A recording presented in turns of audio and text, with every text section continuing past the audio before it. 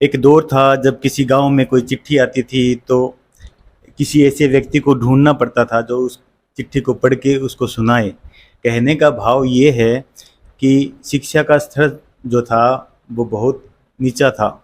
धीरे धीरे नई योजना सरकार की जागरूकता से, लोगों की जागरूकता से शिक्षा का स्तर बढ़ा और नए नए करियर के नए नए आयाम खुले, करियर का भी विस्तार हुआ।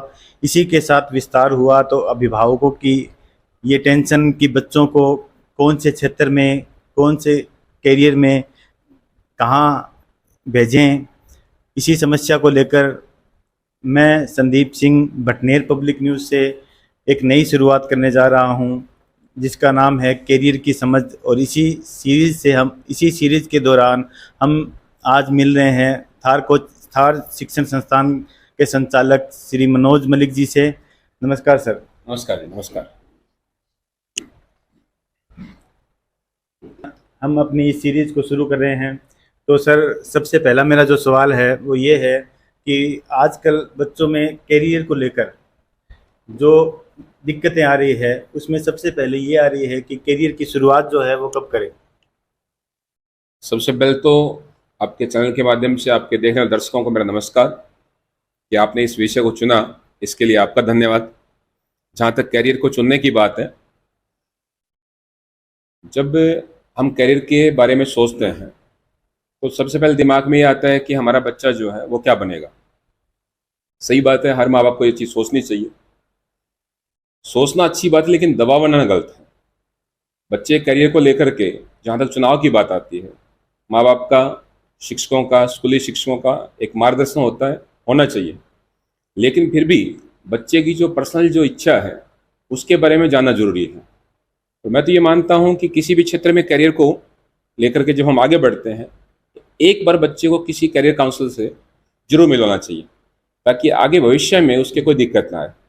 क्योंकि कई बार जो हम देखते हैं, हम हमारी इच्छाओं को पूरा करने के चक्कर में बच्चे के ऊपर अपनी इच्छाओं को थोप देते हैं और इसका आगे के जीवन में बच्चे के बुरा असर पड़ता है। तो ये है कि अगर मान लो 10th क्लास के बाद किसी करियर को डिसाइड करना चाहिए या फिर अपनी पूरी एजुकेशन यानी कि 12th के बाद, बीए के बाद, या पहले पूरी एजुकेशन अपनी पूरी करनी चाहिए सर।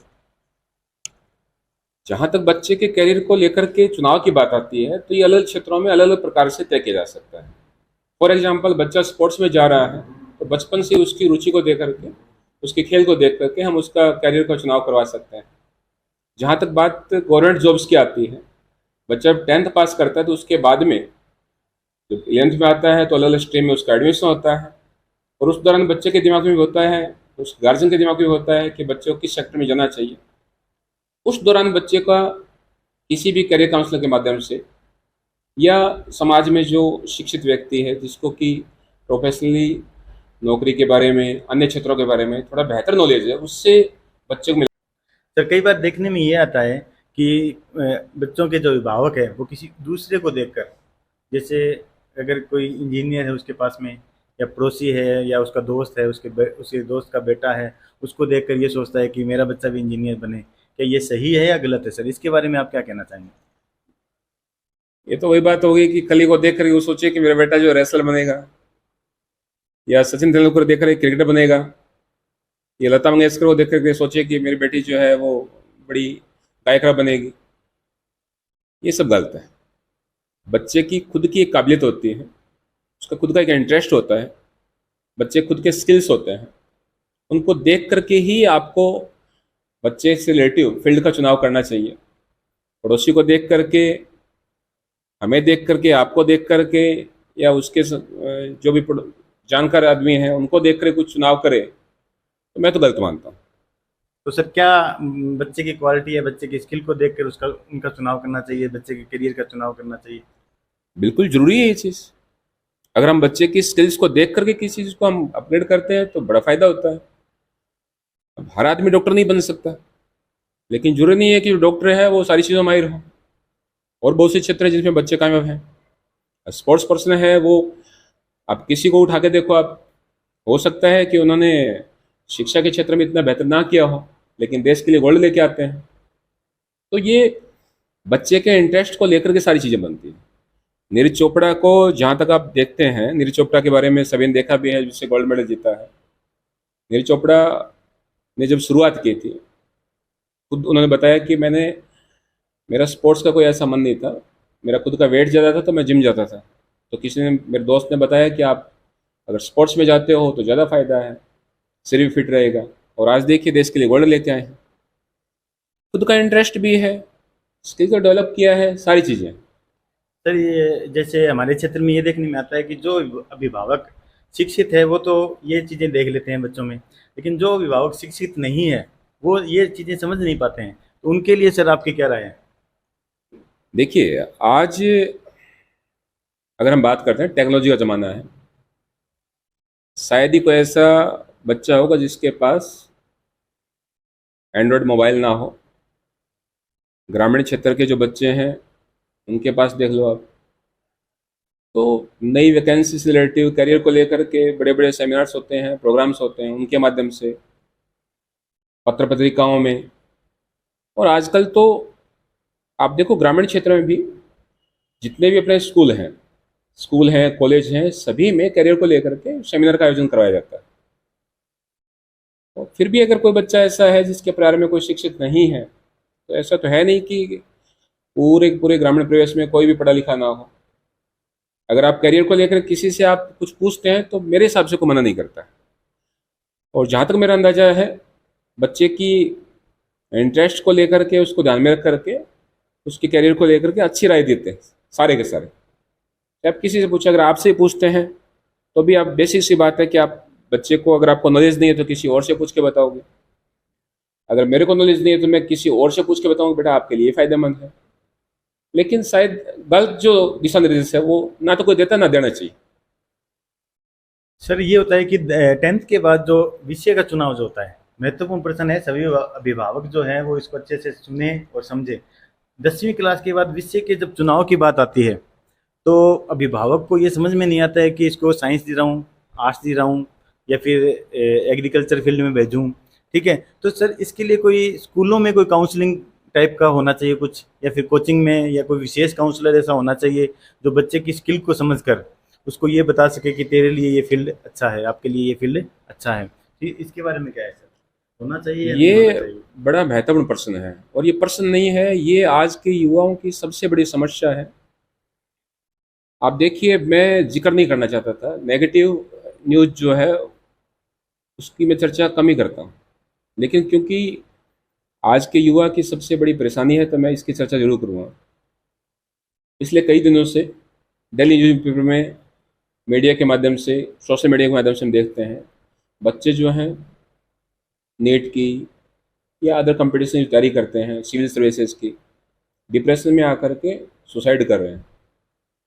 अब किसी घर में माँ बाप के एक बेटा एक बेटी है और वो डिप्रेशन में आकर के अपने करियर को लेकर के इतना पजल हो जाता है कि सुसाइड करने तक की सोच लेता है। इससे बुरा क्या होगा बताओ? और ये सारा जो है, ये उसके विषय को लेकर के जो उस पर दबाव बनाया गया उसका ही परिणाम है। जैसे मैंने आपको बताया था, प्रत्येक आदमी जो है वो डॉक्टर बने, इंजीनियर बने, जरूरी नहीं है। अब माँ बाप जो है वो ये सोचते हैं कि मेरा बेटा अगर 11th क्लास में साइंस ले लेता है तो या तो मैं इसको इंजीनियर बनाऊँ या तो मैं इसको डॉक्टर बनाऊँ। 10th में मान लीजिए कोई बच्चा बढ़िया स्कोर करता है तो सारे सोचते हैं अगर इसको आर्ट्स दिलवाते हैं तो सिविल सर्विसेज के लिए तैयार करेंगे। यानी 10वीं क्लास पास करते ही उसके ऊपर एक मेंटली इतना प्रेशर बनाया जाता है कि तेरे को अगर आर्ट्स में जाना है तो यूपीएससी फाइट करनी है तेरे को, ये आपके 90% से मार्क्स अब आए हैं तो आप ये कर सकते हो, आपको ये करना ही है। किसी का साइंस में इंटरेस्ट है बच्चे का, बायो लेता है तो 11th में अगर बायो ले लेता है तो घर वाले सोचते हैं कि मेरा बेटा डॉक्टर बने, मैथमेटिक्स है तो इंजीनियर बने। ये कहाँ तक जायज़ है बताओ? एक बच्चा है, उसका पढ़ाई में मन लग रहा था, उसके नंबर अच्छे आ गए, अब आगे उसको क्या करना है हम सलाह दे सकते हैं लेकिन दबाव नहीं बनाना चाहिए। अगर बच्चे के साथ में प्यार से सब कुछ बात पूछी जाए। आप मानिए जब बच्चा छोटा होता है, अगर उसको भूख लगती है, कौन से शिक्षक के पास जाता है आप बताओ? कौन सा करियर काउंसलर ऐसा है? सर पहले जो शिक्षण संस्थानें थी अच्छी, उसके लिए पढ़ने के लिए हमें जयपुर जाना पड़ता था। राजस्थान की बात करें तो जयपुर जाना पड़ता था, अगर दिल्ली जाना पड़ता था। और वही शिक्षण संस्थान कुछ समय के बाद में तहसील में भी मिलने लगे, जिला स्तर पर मिलने लगे, गाँव में भी आ गए हैं कुछ संस्थान, ठीक है। लेकिन कोरोना महामारी जो आई उसके बाद में डिजिटल एजुकेशन एक ऐसा आया जो उन शिक्षण संस्थानों को लोगों के घरों तक और कमरों तक ले गया है, ठीक है सर। तो इसके बारे में जो कुछ कमियां हैं, कुछ उसकी अच्छाइयां हैं, दोनों में जो ऑफलाइन एजुकेशन है और डिजिटल एजुकेशन है, उनमें सर क्या उनके बेनिफिट्स है, क्या उनके नुकसान है सर, ये इसके बारे में आपकी क्या राय है सर? देखिए, किसी प्लेटफॉर्म की बुराई करना गलत है, क्योंकि दोनों जो हैं वो अपने अपने जगह सही हैं। कोरोना महामारी आई, उस दौरान बच्चों ने डिजिटल रूप में इस चीज़ को पढ़ा, तो उससे फ़ायदा भी हुआ। वर्तमान में भी बच्चे जो हैं वो पढ़ रहे हैं, कुछ गलत नहीं है। लेकिन आप एक चीज़ महसूस करो, हम न्यूज़ सुनते हैं, एक न्यूज़ एंकर जो है वो न्यूज़ सुनाता है, हम उसको देख रहे होते हैं। अगर बाय द वे बीच में कोई चीज़ गलत बता देता है और उसको सही करता है अगले दिन, हमारे दिमाग में क्या रहेगा? हम तो वही दिमाग में रखेंगे जो आज बताया गया है। या यूँ मानिए कि एक कोई भी जो इलेक्ट्रॉनिक डिवाइस है उसके सामने अगर हम 6 घंटे बैठें, तो उससे छोटे बच्चों के, मैं तो डॉक्टर नहीं हूँ तो मैं ज़्यादा नहीं बता सकता आपको, लेकिन जहाँ तक मेरा नॉलेज है, बच्चे जो हैं इसमें मानसिक रूप से थोड़े से पजल हो जाते हैं। ये मैं नहीं कह रहा, ये डॉक्टर्स की टीम का पीछे न्यूज़पेपर में बाकायदा पूरे पृष्ठ में इस चीज़ को बताया गया था कि बच्चे अगर मोबाइल से या इलेक्ट्रॉनिक डिवाइस के ज़्यादा टच में रहते हैं तो उनको ये दिक्कत आती है। हाँ, फ़ायदेमंद भी है, गलत भी नहीं कह सकते। अगर मान लीजिए आज से 3 या 4 साल पहले आपको किसी विषय वस्तु के बारे में ढूंढना है तो उससे रिलेटेड आपको बुक ढूंढनी पड़ती थी। बाजार में जाओ, एक क्वेश्चन देखने के लिए आपको पूरा का पूरा मैटर लेके आना पड़ता था, और मिले ये भी जरूरी नहीं है, हर जगह मिले जरूरी थोड़ी है अपने। तो इसका फायदा भी है। आज अगर कोई चीज़ अपने को देखनी है, आप नेट के माध्यम से सर्च करो, 10 सेकंड में आंसर आपके सामने। तो उससे समस्याएं जो हैं वो कम भी होती हैं बच्चे की, एक पढ़ने वाले बच्चे का टाइम खराब नहीं होता है। तो चीज़ें दोनों सही है, लेकिन एक सीमित मात्रा में। ज़्यादा अगर हम इलेक्ट्रॉनिक डिवाइस का यूज़ करते हैं तो उसका लंबे टाइम के बाद में एक नुकसान होता है। सर क्या बच्चा डिजिटल एजुकेशन के माध्यम से किताबों से दूर हो रहा है, और जो व्यवहारिक समझ जो बच्चे को आती है कोचिंग संस्थान में जो प्रेजेंट होता है, फिजिकली जो प्रेजेंट होता है, जो व्यवहारिक समझ आती है, क्या उससे भी दूर नहीं हो रहा सर? देखिए, ये जो आप बात कर रहे हो ये केवल कोचिंग वाली नहीं है। इस चीज़ से ये मैं मानता हूँ कि भी ठीक है, आज बच्चे जो हैं वो घर पे अकेले रह के पढ़ रहे हैं, लैपटॉप से पढ़ रहा है, मोबाइल से पढ़ रहा है, ठीक बात। लेकिन ये सही बात है कि वो समाज से दूर भी हो रहा है। आप देखिए, अगर आज से तकरीबन 10 या 15 साल पहले देखते हैं, बच्चे गली में मोहल्ले में आपस में खेलते थे तो उनमें एक सामाजिक भावना होती थी, परिवार की भावना होती थी। आज बच्चा जो है अकेलापन महसूस करता है, और इससे बच्चों में एक अलग प्रकार की प्रवृत्ति जो है वो जागरूक हो रही है, गुस्सैल हो गए। भाई, आज मान लीजिए बड़ा बुजुर्ग उनको कुछ बोल देता है तो बच्चा जल्दी गुस्सा करता है। ये मैं तो ये सोचता हूँ कि बच्चा जब अकेला रहता है तो वो इस चीज़ें जो है वो सहन नहीं कर पाता बाद में, और इस कारण से उसके दिमाग में फिर बातें चलती रहती हैं। ये तो नुकसान है देखा जाए तो। मतलब सर जो डिजिटल एजुकेशन है वो दो धारी तलवार की तरह काम कर रही है, बिल्कुल यही है सर? बिल्कुल। चलो सर, धन्यवाद, ठीक है। और अब अगला जो सवाल है सर मेरा ये है बहुत बार मन में ये आता है, बार बार आता है सर, कि वही चीज़ें तो हम जो स्कूल में पढ़ते हैं, बिल्कुल जो कंपटीशन में आती है, वो 10th क्लास की किताबों से है, 11th की किताबों से है, और 12th की किताबों से है। क्या फ़र्क है सर कि कोचिंग में भी वही चीज़ें दोबारा बच्चे को 2-3 साल बाद में वही चीज़ें दोबारा पढ़नी पड़ती है? क्या फ़र्क है सर उसमें, स्कूली एजुकेशन में और यहाँ जो कोचिंग संस्थानों में जो पढ़ाया जा रहा है, उसमें कोई फ़र्क है क्या सर? देखिए, अगर हम कंपटीशन की बात करते हैं, आप देखो सबसे ज़्यादा वैकेंसी जो आती हैं अपने, वो आफ्टर 10th 12th और ग्रेजुएशन, इनके बेसिस पे सबसे ज़्यादा जो भर्तियां हैं वो निकलती हैं। और उनमें जो एग्जाम में मैटर आता है, अगर हम 10th पास की बात करते हैं तो उसमें नॉर्मली वो मैटर आता है जो कि हमने स्कूल में 10th तक पढ़ा है। और जहाँ तक हम 12th की वैकेंसी की बात करते हैं, आफ्टर 12th की, तो उसमें तकरीबन तकरीबन 12th तक का सिलेबस जो कवर किया जाता है। इसी प्रकार से ग्रेजुएशन का मामला होता है। स्कूलिंग के दौरान बच्चे को, अब मैं कुछ बोलूँगा तो हो सकता है कि हमारे कुछ मित्र जो स्कूल चलाते हैं वो फिर कहेंगे ये तो स्कूल की बुराई कर रहे हैं, लेकिन मैं सच्चाई बता रहा हूँ। मैंने भी स्कूल चलाया है। एक्चुअल में आज बोर्ड के एग्जाम में बच्चे के परसेंटेज को बनाने के चक्कर में बच्चे को पर एक अलग से दबाव बनाया जा रहा है कि भाई हाँ इतने परसेंट आएंगे तो ऐसा होगा, इतने परसेंट आएंगे तो ऐसा होगा। आप बताओ, अगर किसी बच्चे के 10th क्लास में 60% नंबर आ गए, मान लीजिए 90% नहीं आए, तो क्या जिंदगी खत्म हो गई है?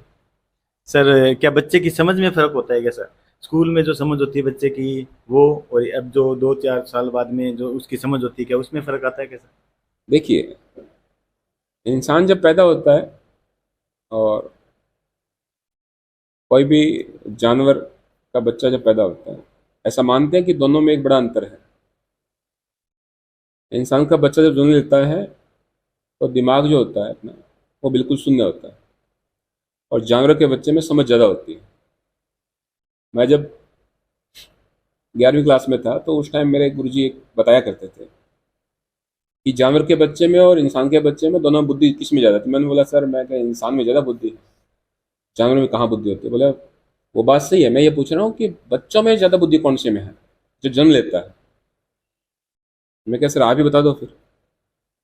तो फिर उन्होंने बताया कि बच्चा जब छोटा होता है तो उसका दिमाग खाली होता है। अगर मान लीजिए आग जला रखी है, बच्चा उसके पास में बैठा है, तो बिल्कुल उसे पक्का हाथ मारेगा।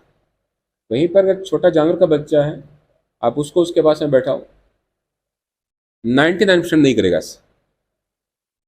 लेकिन उम्र के साथ साथ में इंसान सीखता रहता है, और जानवर जो है उसके सीखने की क्षमता उम्र के साथ साथ में इतनी ज़्यादा नहीं होती जितनी कि हमारे में होती है। अब मान लीजिए एक जानवर का बच्चा है, वो छोटे से बड़ा हो गया, 5 साल का हो गया, तो ये तो नहीं है कि भाई गिलास जो है गिलास से पानी पिएगा, वो तो पानी तो वैसे ही पिएगा। लेकिन इंसान का जो बच्चा है, पहले मान लीजिए दोनों हाथों से उठाता है, फिर धीरे धीरे उसके समझ में आती है, और एक टाइम ऐसा आता है जो वो बिना देखे सब कुछ कर लेता है।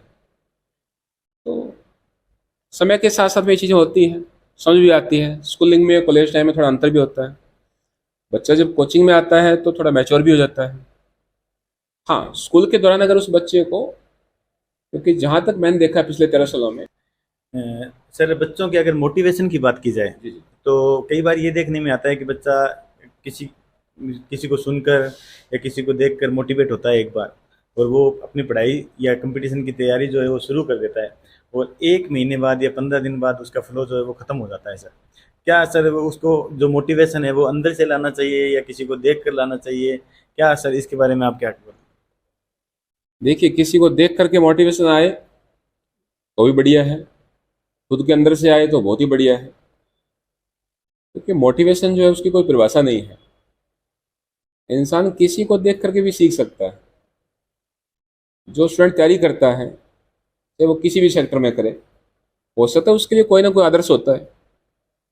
कई बार जब हम किसी हीरो को देखते हैं तो हमारा भी मन करता है कि ऐसी हेयर स्टाइल रखें, क्योंकि हमारे मन को अच्छा लगता है। जी सर, वो जो मोटिवेशन होता है जो दूसरों को देख कर आता है, वो जो बच्चा तैयारी करनी शुरू कर देता है उसको देखकर, वो 1 महीने तक तो जोश के साथ लगा रहता है। आपने भी ये 13 साल हो गए सर आपको कोचिंग चलाते हुए, शिक्षण संस्थान चलाते हुए, पूरी ईमानदारी के साथ आप चला रहे हैं, मैं देख रहा हूँ।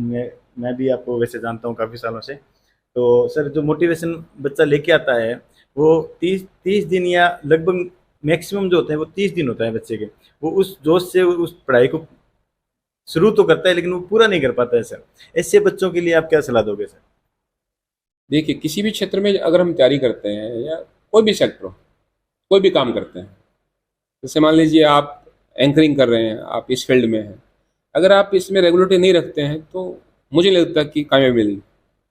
सेम चीज़ पढ़ाई से रिलेटिव है। कम पढ़ो लेकिन लगातार पढ़ो। कोई जरूरी नहीं है कि आप, अब हमारे बच्चे गलती क्या करते हैं, जब पहले दिन बच्चा आता है, जो कोचिंग में आता है, कॉलेज में आता है, स्कूल में आता है, जैसे भी आता है, एक टाइम टेबल बनाता है कि मैं डेली 10 घंटे पढ़ूंगा, पढ़ता भी है 2 दिन 3 दिन, फिर उसका सोचता है यार ठीक है बाद में देखेंगे, और ऐसे ऐसे करते उसका फ्लो जो है वो टूट जाता है। मैं ये कहता हूँ कि आप कम से शुरुआत करो। कोई जरूरी नहीं है कि दूसरा अगर बच्चा 10 घंटे पढ़ रहा है तो आप भी 10 घंटे पढ़ो। हर इंसान की अलग कैपेसिटी है। हो सकता है कि जिसने अपने 10 घंटे कैपेसिटी बनाई है उसने पहले से तैयारी कर रखी हो अपने। अगर मान लीजिए आप दौड़ लगाते हैं, ठीक है, मैं थोड़ा शरीर में मोटा हूँ तो मैं ऐसी बातें करूँगा। मान लीजिए आपको किसी ने कहा कि आप दौड़ लगाओ, आप पतले हो जाओ, और मैं पहले दिन 5 किलोमीटर भाग लेता हूँ, मुझे नहीं लगता कि मैं दूसरे दिन उठूंगा, क्योंकि शरीर की जो कैपेसिटी है, जो उसको माहौल चाहिए था, वो एक दिन में तो हो नहीं सकता, कवर रिकवर नहीं होगा वो चीज़ें, तो दूसरे दिन तो वो टूटेगी फिर। सेम चीज़ पढ़ाई को लेकर के है। अभी कई बार हम देखते हैं कि छोटे छोटे बच्चे जो हैं, 5 साल के, 7 साल के, उनको सेकंड क्लास का, थर्ड क्लास का मैटर जो है वो सिखाया जाता है, तो वो सीख थोड़ी लेगा वो, समय के हिसाब से। अब बच्चे को सबसे पहले इंग्लिश में ए सिखाया जाता है, और वो भी लिखना नहीं, बोलना सिखाते हैं। लाइन खींचता है, लगातार 1 महीने ए लिखवाते हैं, बुलवाते हैं ए फॉर, बोलता है एप्पल। आज ही पूछ लीजिए, आप मुझसे पूछो ए फॉर, मैं तो एप्पल ही बोलूंगा। एरोप्लेन भी बन सकता है, लेकिन चूंकि वो दिमाग में बैठाया हुआ है, उसकी रिहर्सल कराई हुई है। सेम चीज़ हमारे दिमाग के साथ में, जिस चीज़ को हम जितना महसूस करेंगे, जितना उसको रिपीट करेंगे, बार बार वो चीज़ें होंगी। तो मैं ये मानता हूँ कि जो बच्चे एक बार तैयारी लगते हैं उसके बाद छोड़ देते हैं, ये थोड़ा अनुशासन की कमी के कारण होता है। जिनमें देखो, अगर हमें कुछ पाना है तो आप खोने के लिए तैयार रहो। अगर आप ये सोचते हो कि दुनिया में ये चीज़ मेरे पास होनी चाहिए, तो उसके लिए पहले से वो चीज़ रखो जो आपको उसके लिए खोनी है। ऐसा कोई इंसान नहीं है जिसको सारा कुछ मिल जाए तो उसने खोया कुछ भी ना हो। शायद ही कोई ऐसा होगा, आप किसी उठा के दे लो। आज अंबानी का लोग जिक्र करते हैं, इतने पैसे हैं, तो ये चीज़ आज ही वो लोग 16-16 घंटे काम करते हैं। किसी भी राज तक उठा के देखो आप, जब चुनावी दौर होता है, लोग लगातार सुबह से शाम तक बोलते हैं, तो वो एक रेगुलरिटी है। रेगुलरिटी से काम करेंगे तो कामयाबी मिलेगी।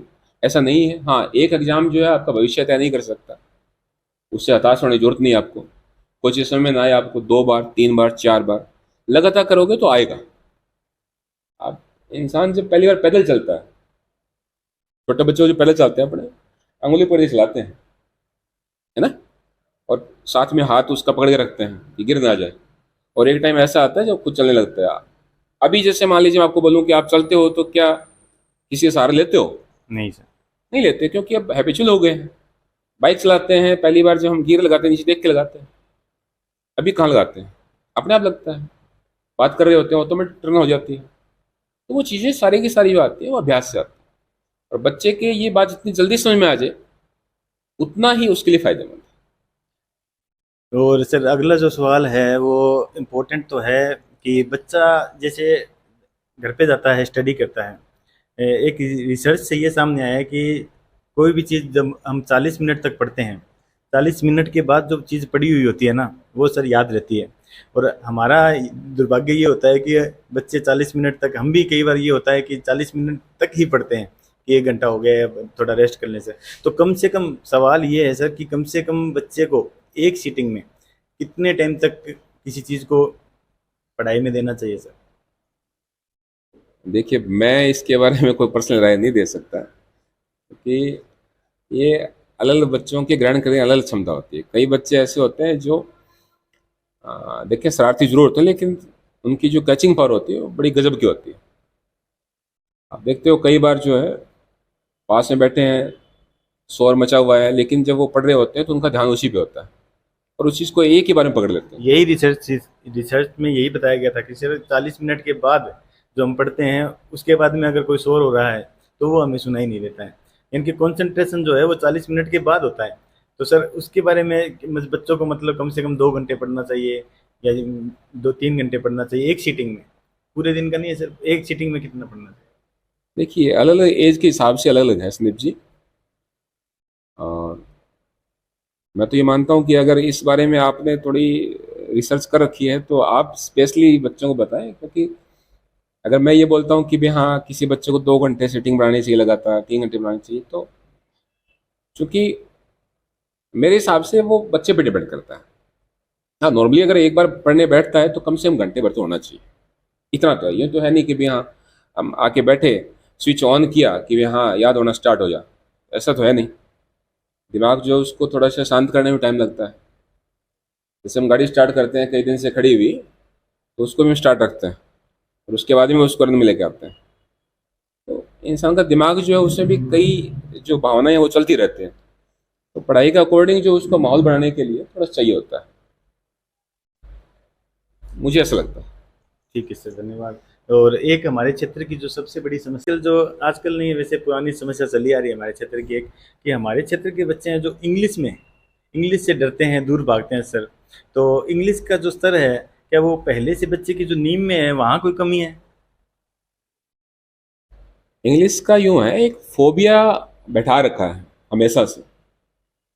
आप देखोगे तो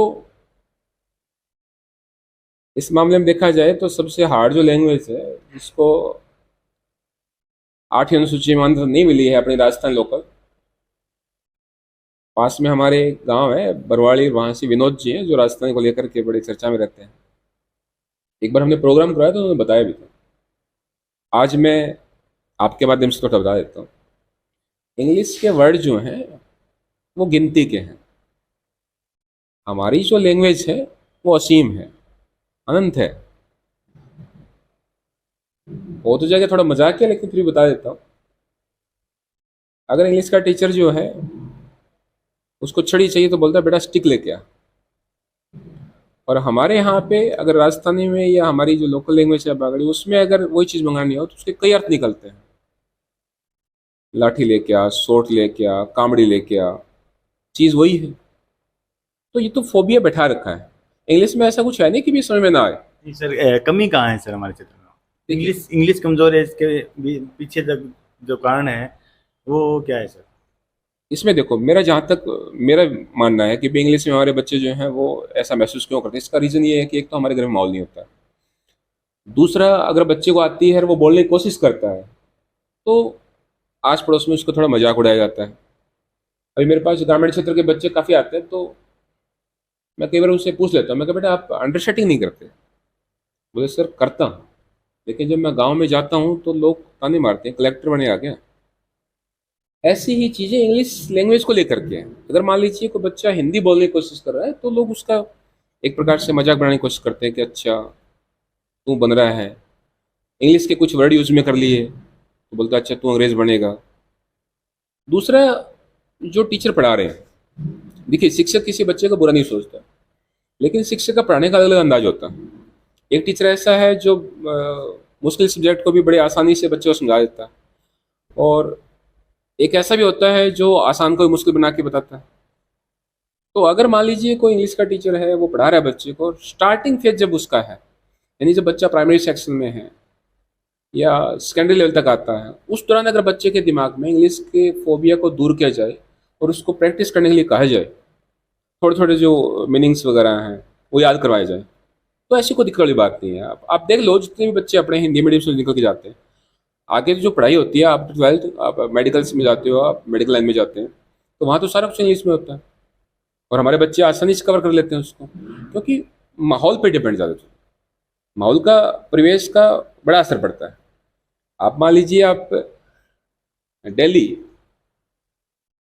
आपका जो फ्रेंडली सर्कल है, अगर वो बिजनेसमैन टाइप का है और आप उसमें अगर बैठते हो तो आपका माइंड भी उसी चीज़ को ग्रहण करेगा। आपके साथ वाले अगर गवर्नमेंट जॉब की तैयारी कर रहे हैं, उसके आप बैठते हो उसके साथ में, तो आपके दिमाग में गवर्नमेंट जॉब की आती है। तो मैं तो ये मानता हूँ कि इंग्लिश जो है उसके लिए आपको थोड़ी प्रैक्टिस करनी चाहिए। स्टार्टिंग में अगर थोड़ी दिक्कत आती है तो अकेले में आप थोड़ा सा बोलना, सबसे पहले आपकी जो वोकैब जो है वो थोड़ी स्ट्रांग करो, धीरे धीरे हो जाता है, ऐसा कुछ भी नहीं। कई बार मैंने भी सुना है बच्चों से कि ये कंपटीशन की तैयारी मैं नहीं कर रहा, कि इसमें इंग्लिश है, वो दूर भागते हैं इंग्लिश से। तो सर क्या ऐसा इंग्लिश में ऐसा क्या हो रहा है ये सर? नहीं नहीं, ऐसा देखिए, देखो, अब आप कहोगे सर इंग्लिश से जो है उससे दूर भागते हैं, तो कुछ एक मैथ से दूर भागते हैं। अब जो साइंस स्ट्रीम से बच्चे हैं वो जीके से दूर भागते हैं। दूर तो देखो, दूरी तो कम करनी पड़ेगी। अगर आपको ज़िंदगी में कामयाब होना है तो जो चीज़ हार्ड है उसको आसान तो बनाना पड़ेगा, अदरवाइज तो हर चीज़ मुश्किल है भाई। खाना खाते हैं उसके लिए चबाना पड़ता है, काम तो करना पड़ेगा। हाँ ये है, कई बार कोई सब्जेक्ट है उससे रिलेटिव हमारे दिमाग में आइडिया जो है वो से ढंग से सेट नहीं हो पाते, उसके लिए आप किसी टीचर की, कोई भी ट्यूटर जो है उसकी सहायता ले सकते हो आप। अभी जो हम बात कर रहे थे कि भी आजकल जो डिजिटल जो युग आया हुआ है उसके क्या फ़ायदे, तो उसके माध्यम से आप फ़ायदा उठाओ उस टेलीफोन से। डेली कन्वर्सेशन करो आप 5-7 वाक्य जो हैं, तो उससे बढ़िया रहता है। तो सर का सुझाव ये है कि इंग्लिश से दूर ना भागें, इंग्लिश का अभ्यास करें, और अभ्यास करेंगे तो वो ज़रूर समझ में आएगी। सर इसी के दौरान अगला सवाल जो है वो मेरा, कुछ ऐसे सामान्य सब्जेक्ट जो कुछ ऐसे सामान्य सब्जेक्ट जो बच्चा कंपटीशन में लगातार आते हैं और भर्तियां ना होने होने के दौरान वो उसको लगातार पढ़ता रहे, और जब भर्ती आए तो वो उसकी तैयारी पहले से है और बाकी जो बचे हुए सब्जेक्ट है वो कवर कर ले। कौन कौन से ऐसे सब्जेक्ट है सर जो बच्चे को लगातार पढ़ने चाहिए? देखिए, अगर एट प्रेजेंट बात करें अपने, सबसे पहले राजस्थान से रिलेटेड बात कर लेते हैं। राजस्थान में उन वैकेंसी की बात कर रहा हूँ मैं जिसमें कोई डिग्री या डिप्लोमा नहीं चाहिए होता है। फॉर एग्जाम्पल सीईटी के अंडर में जो वैकेंसीज आ रही है, अब सीईटी का जो सिलेबस है उससे बदलाव होने वाली कोई चीज़ है ही नहीं। हाँ, एक जीके का पार्ट जो है, करंट अफेयर्स का पार्ट जो है, उसमें चेंज हो सकता है। साइंस का पार्ट है, 10 तक आता है। मैथमेटिक्स के टॉपिक हैं, सेम रहते हैं। रीजनिंग का पार्ट है, लैंग्वेज देख लो आप, इसमें क्या बदलाव होगा? ऐसे कॉमन सब्जेक्ट जो मैक्सिमम एग्जामों में हमेशा जो आते हैं, जैसे मैथ है, हिंदी है, सर ऐसे सब्जेक्ट कौन कौन से हैं? देखिए, आप किसी भी सेंट्रल लेवल की कोई वैकेंसी उसमें उठा के देखो आप, 10th 12th और ग्रेजुएशन, इन तीनों फेज में हम देखते हैं तो मैथमेटिक्स हो गया, रीजनिंग हो गया है, जीके का पार्ट रह गया अपना, जीएस का पार्ट रह गया है। ये ऐसे जो नॉर्मली सब एग्जाम में आते आते हैं। हाँ, अगर मान लीजिए हम प्रॉपर्ली किसी स्टेट से रिलेटेड तैयारी करें तो जीके का जो पार्ट है वो चेंज हो जाएगा, बाकी जो पार्ट है वो लोग सेम रहते हैं। हाँ, ये जरूर है कि भी अगर मान लीजिए हम किसी भी डिग्री या डिप्लोमा आधारित कोई तैयारी कर रहे हैं तो उसमें फिर देखो आपको सोचना पड़ेगा। सब्जेक्ट सब्जेक्ट सर कौन कौन से, मतलब जैसे हिंदी पढ़ें, लगातार जो पढ़ रहे हैं, तैयारी कर रहे हैं, मैथ पढ़ लें, रीजनिंग पढ़ लें, उसकी तैयारी पहले से रखे बच्चा। सर ऐसे सब्जेक्ट जो है वो 3-4 सब्जेक्ट सर दर्शकों को, बच्चों बिल्कुल को, बिल्कुल, अभिभावकों को सर। मैं तो ये कहता हूँ कि अगर मान लीजिए आप बिना डिग्री डिप्लोमा की कोई वैकेंसी देख रहे हैं तो आपको मैथमेटिक्स, रीजनिंग, जीएस का पार्ट, आजकल क्योंकि कंप्यूटर का ज़माना है तो थोड़े से कंप्यूटर रिलेटिव, करंट अफेयर्स वगैरह है, ये प्रत्येक बच्चे को तैयार करना चाहिए जो कि गवर्नमेंट जॉब के लिए तैयारी कर रहा है। और करंट अफेयर्स वगैरह, न्यूज़ वगैरह ये तो सबको देखनी चाहिए, ये तो फायदे की चीज़, ताकि हम समाज में क्या घटित हो रहा है इसके बारे में जानते हैं, देश विदेश में क्या हो रहा है उसके बारे में हमें जानने को मिलता है। तो ये तो मुझे लगता है कि न्यूज़ तो सबको देखनी चाहिए। तो सर का सुझाव ये है कि रीजनिंग, मैथ्स और जीके जीएस का जो पार्ट है, और जो राज्य सरकार के जो जीके का जो पार्ट है कोई भी, वो लगातार बच्चा उसकी तैयारी करे, उसको समझे, तो जब भी कोई कंपटीशन का एग्ज़ाम आए तो उसमें वो क्या है कि उसकी तैयारी जो पहले से हो जाए, तो उसका जो करियर है वो, उसका जो एग्ज़ाम है वो अच्छा निकले। सर आने वाली कुछ रहे हैं, कुछ अभिभावक भी हमें देख रहे हैं, तो आने वाली जो जो सर भर्तियां हैं अभी आगे, तो वो कौन कौन सी है सर? अभी एट प्रेजेंट जो है ऑफिशियली मतलब आरटी जो लगा करके, और सूचना मिली है कि नवंबर में तकरीबन 80,000 के आसपास जो है एसएससी से रिलेटिव एसएसजीडी को लेकर के वैकेंसी आ रही है। पीछे रेलवे मिनिस्टर का बयान आया था जिसमें 23-24 के सेशन में 2,93,000 पोस्टें जो है ली जाने की बात चल रही है। ये सेंटर की वैकेंसी बात कर रहा हूँ मैं, रेलवे और एसएसजीडी को लेकर के। वर्तमान में दिल्ली पुलिस की आई हुई है, जो बच्चे डिफेंस में या मतलब बैल्ट की नौकरी में जाना पसंद करते हैं। राजस्थान में सीईटी का नोटिफिकेशन जल्दी आने वाला है, एलडीसी का नोटिफिकेशन जो है अलग से आने की बात चल रही है। तो वैकेंसियाँ बहुत है, अगर बच्चा ढंग से तैयारी करता है। बैंकिंग सेक्टर में लगातार वैकेंसी आ रही है, और लगभग जो आप देखते हो सेंटर की जो वैकेंसी एसएससी के अंदर जो आती है, लगभग उनका सिलेबस भी लगभग सेम रहता है, अगर राजस्थान की वैकेंसी को छोड़ के बात की जाए तो। आगे 2024 में लोकसभा और विधानसभा अपने राजस्थान में दोनों के चुनाव भी आने वाले हैं, तो उससे पहले पहले केंद्र सरकार और राज्य सरकार दोनों ही जो है खूब सारी वैकेंसियाँ निकालेगी। तो हताश होने की जरूरत नहीं है। अगर आप तैयारी कर रहे हैं तो अपनी तैयारी जो है आप सही ढंग से करते रहें, लगातार अपनी तैयारी बनाए रखें। आप, आपका भविष्य जो आने वाला समय जो है आपका बड़ा ही उज्जवल होने वाला है। सर आपसे बातचीत करके अभिभावकों को और हमें भी संतुष्टि हुई है, और जो प्रतिभागी है, उम्मीद है कि उनको फ़ायदा होगा। सर हमारी बातचीत बच्चों को, अभिभावकों को मेरा जो संदेश है वो ये है, गार्जियन जो है वो अपने बच्चों के प्रति थोड़ा रवैया जो है वो प्यार भरा रखें, ताकि बच्चा जो है वो अपने साथ में हो रहे किसी भी घटनाक्रम को आपके साथ में साझा कर सके। और ये प्रत्येक युवा का, चाहे वो लड़का है चाहे लड़की है, उसका भी आत्मिक रूप से ये फर्ज बनता है कि अगर उसके कोई दिक्कत आती है तो सबसे पहले अपने माता पिता के साथ में उसको शेयर करें। देखिए, जिस माँ बाप ने आप पाल पोस करके आपको इतना बड़ा किया है, तो वो आपकी सारी बातें जो है समझता है। ऐसी कोई चीज़ नहीं है जो आप उनको बताएंगे और उन्हें बुरा लगेगा। हो सकता है कि एक टाइम के लिए आपको डांट दिया जाए, लेकिन फिर भी उन्होंने आपको जन्म दिया है तो वो आपके बारे में बुरा नहीं सोच सकते। किसी दूसरे के साथ में चर्चा करने से पहले अपने परिवार के साथ में चर्चा करें, खुल करके बात करें। अगर आपके दिमाग में कोई संशय है तो उनको बताएं। किस चीज़ की आप तैयारी कर रहे हैं, आपसे नहीं हो पा रही है, तो उनसे आप शेयर करें। इससे परिवार के अंदर शांति का माहौल तो रह ही रहेगा। जीवन में आप हमेशा एक नई ऊंचाइयों को छूने से दूर नहीं रहेंगे। और मैं तो ये कहूँगा कि हाँ, एक जरूरी चीज़ और, युवा जो है वो नशे से दूर रहे। आजकल नशा जो है वो इतना बढ़ चुका है, आप कम पढ़े उससे फर्क नहीं पड़ता है, लेकिन नशा जो है पूरे परिवार को ले बैठता है। छोटे छोटे बच्चे जो हैं इसके आदी हो रहे हैं। सारे नहीं हैं, लेकिन कुछ एक असामाजिक तत्वों के कारण ये सारा कुछ हो रहा है। तो प्रत्येक माता पिता जो है वो अपने बच्चों के साथ में इस बारे में चर्चा करें, ताकि आने वाला समय जो है वो आपके लिए और आपके परिवार के लिए बेहतरीन साबित हो। आपका बहुत बहुत धन्यवाद। धन्यवाद सर। तो ये था हमारा कैरियर की समझ एपिसोड प्रथम, जिसके दौरान हमने बातचीत की थार कोचिंग शिक्षण संस्थान के संचालक श्री मनोज जी मलिक से। तो आगे भी हम ऐसी वीडियो कैरियर की समझ के एपिसोड 2 में भी लेके आएंगे, जो आपको कैरियर के चुनाव में आपकी समझ को विकसित करने में अभिभावकों के लिए बहुत ही लाभ